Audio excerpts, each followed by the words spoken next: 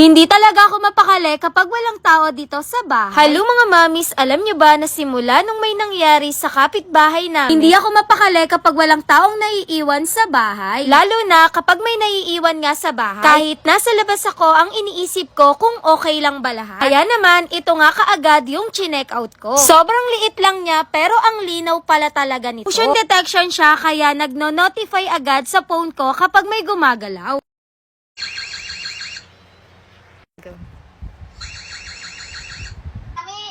Mami, sana po kayo. I love you po. Sana po kayo, Mami. Mami, may sasabihin lang po sana ako eh.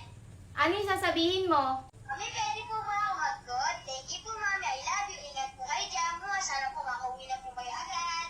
Bye-bye. May two-way talk pa siya, kaya kahit nasa labas ako, nakakausap ko talaga si Kyle. Ginagawa niya dyan?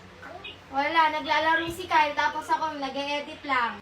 Oo nga, nakikita ko nga kayo. Hello. Pero grabe, peace of mind pala talaga. Alam niyo ba, dati akala ko luho lang tong mga gantong CCTV. Naka-sale pa siya ngayon, kaya gets ko bakit ang daming nagche-check out dito. Alam niyo na ha, click the yellow basket. Yun lang. Thanks for watching. Bye-bye.